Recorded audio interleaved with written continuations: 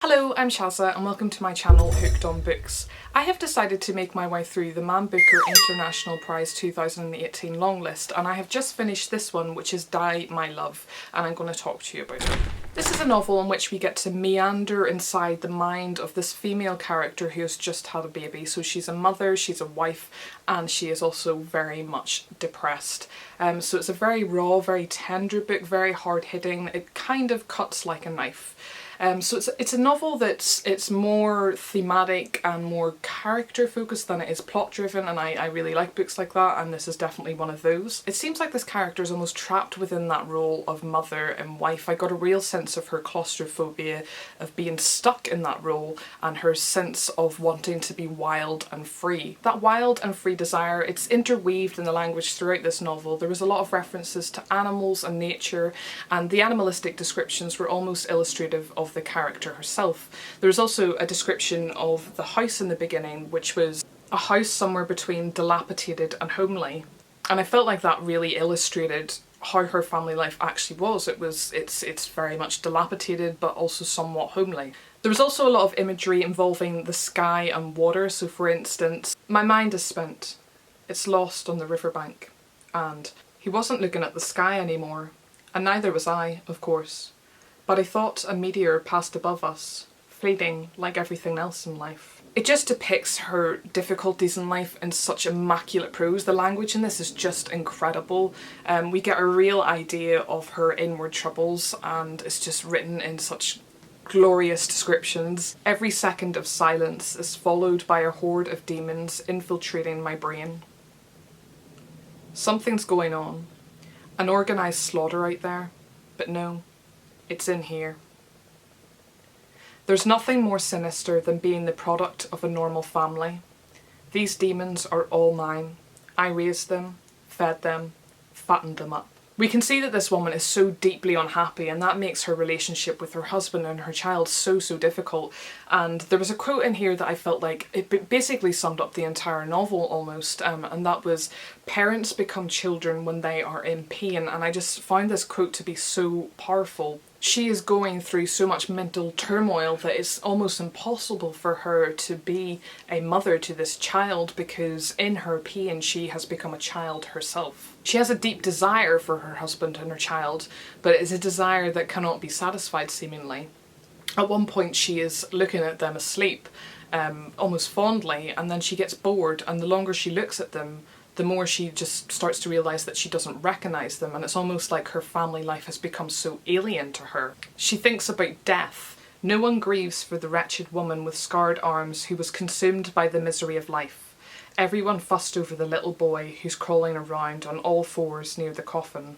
I feel like she's lost herself within the role as a mother and wife. It's almost like that's all she is, and that she doesn't matter. She is just a wife, just a mother, and her whole identity and her wildness that's within her has no place, and the depression that she has is completely blocking her as well. This is one of those books in which nothing really happens, yet a lot is happening.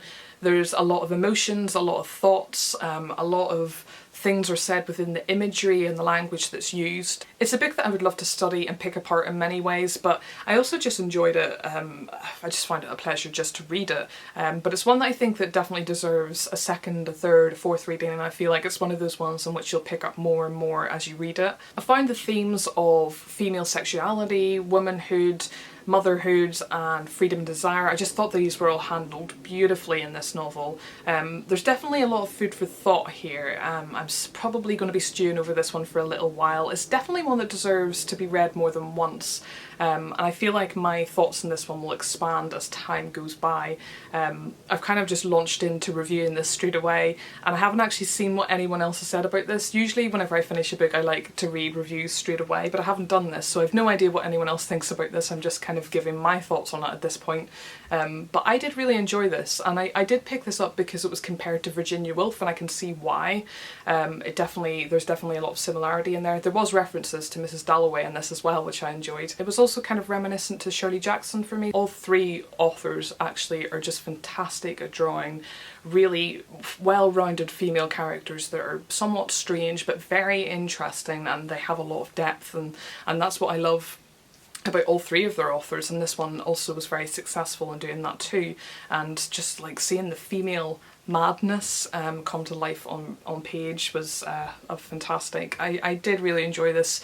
It is very raw, it is very visceral, it is very hard-hitting, and one, yeah, I'm still thinking about it. I'd love to know if anyone has read this or if you're interested in reading this. I need to go read some reviews on it and see what anyone else thinks, and it's one of those ones I love to talk about, because I feel like other people will probably pick up on other things within this that I didn't necessarily pick up on the first time.